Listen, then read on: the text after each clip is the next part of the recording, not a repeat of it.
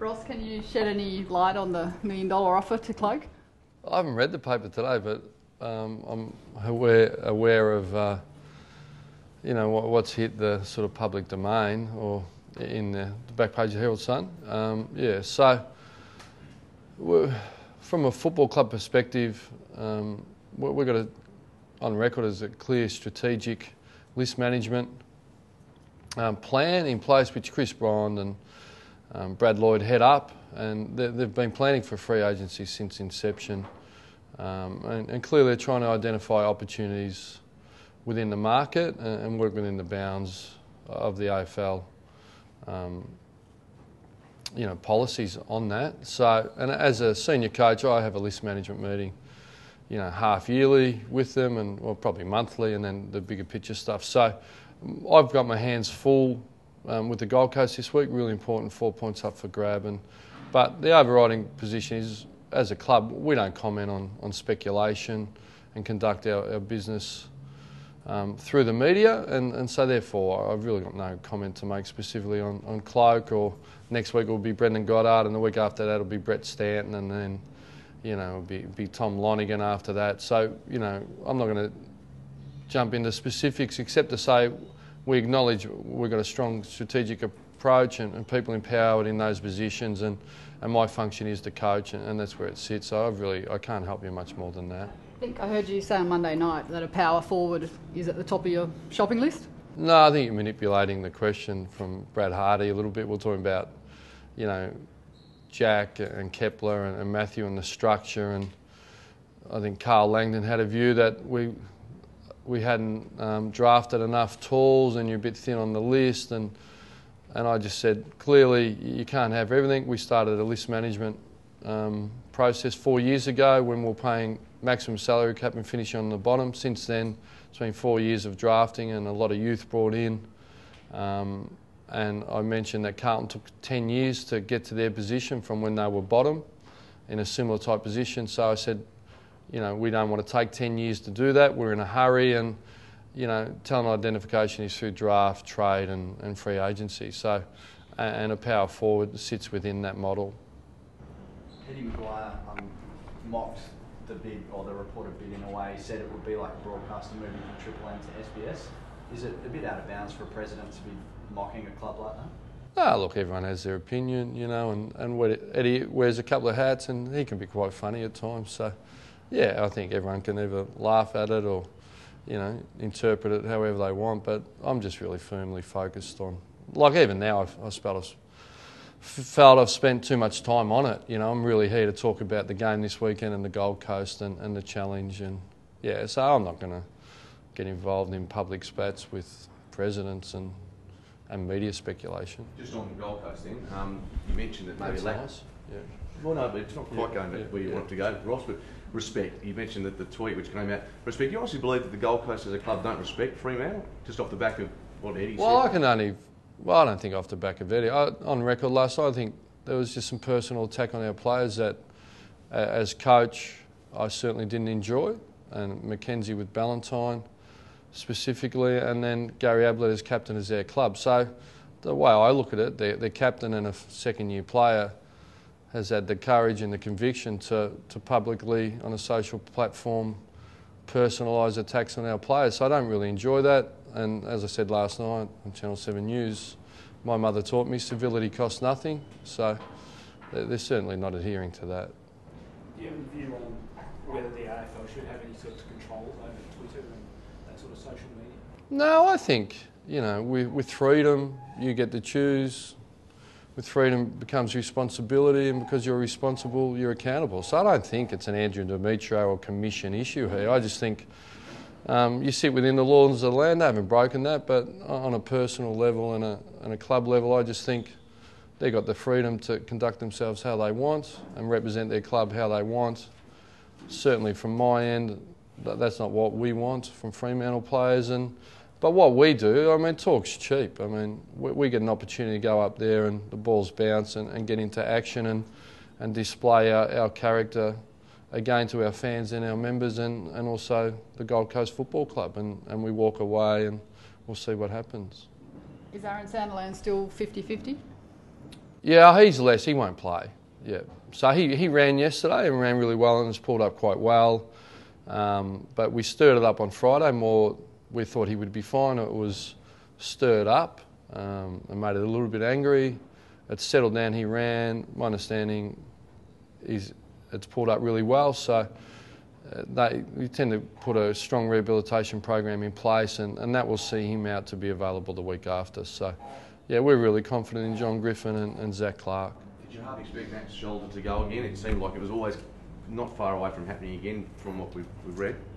Oh, look, it was certainly loose, and it was no different to last year, and I think a little bit looser, if you want to use that term. And it was innocuous yesterday. He went to tackle, he reached out.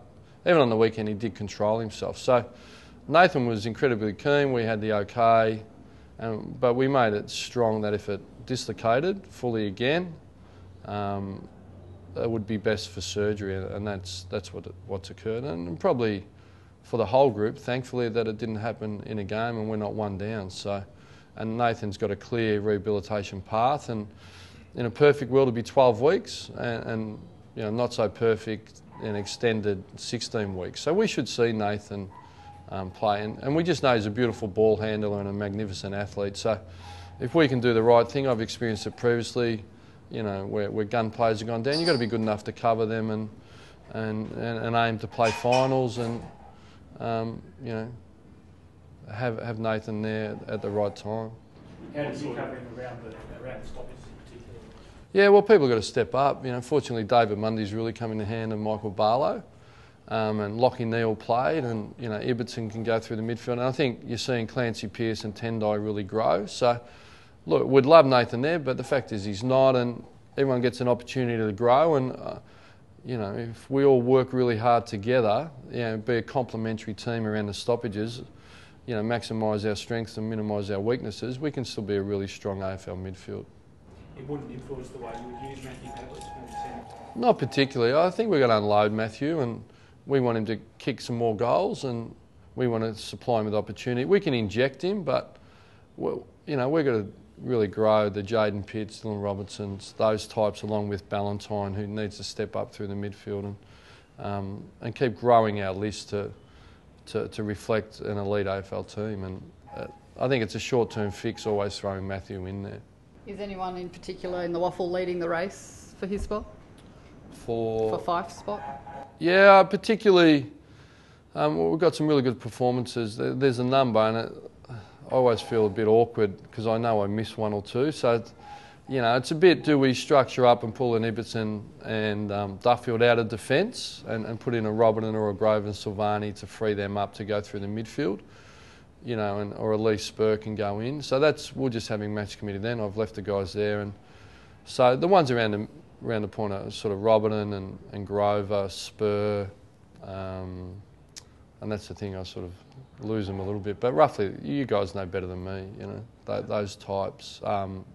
Van Berlo, you know, can come in. So just a little bit of restructuring I think is going to be needed here. You know. Gold Coast stoppages really good against Northern. Yeah, That's been their sort of trademark in the first year at least. And yours perhaps, despite the names you've got there and Aaron's involvement early on, probably hasn't clicked just yet. Is that fair to say? Yeah, what I'll tell you though is we actually ranked number 1 or 2 on score difference from stoppages in the AFL. And even on the weekend, we had 11 shots to 4 on the weekend. So that's pretty significant.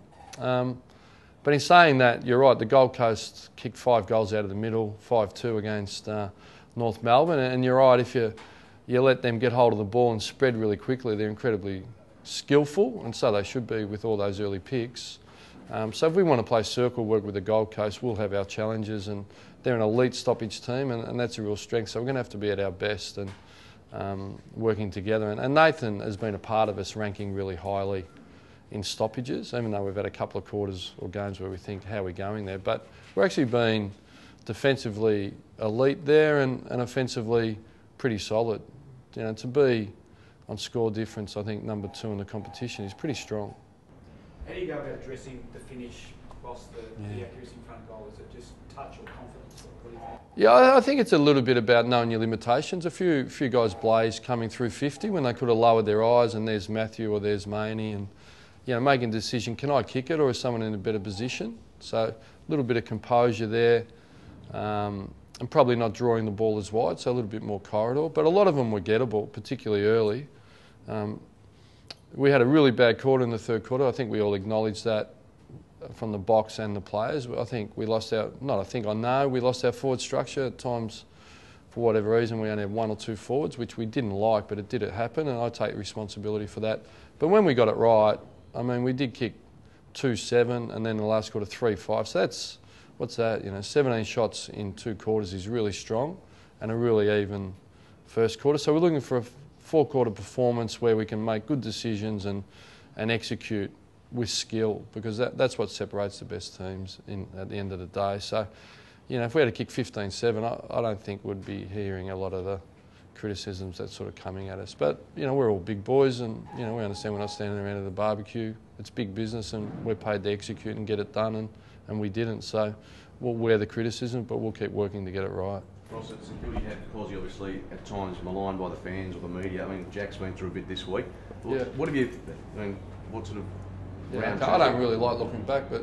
which is okay, but how did I go with Cosy? What did I do with Cosy? Well, from afar, you look like you supported him pretty well. Yeah, so that's right. And so is it the same scenario or same philosophy? I tend to support my players, yeah. I think to sheet home, I didn't see Jack miss the 7 behinds or the 5 in the last quarter. So clearly he made a clanger, but Nathan Fyfe did too. So I think we all have whipping boys, so for whatever reason, people are happy to execute Jack, and I think he deserves a little bit better than that. And we win and lose as a team together, and so. But we're still got to pick a team that wins the Gold Coast. So I'm not going to guarantee you Jack's going to be in or out. But gee whiz, it's a brutal business, and we all understand that. But my job's to support everyone, And Jack's a good person. He just didn't execute very well.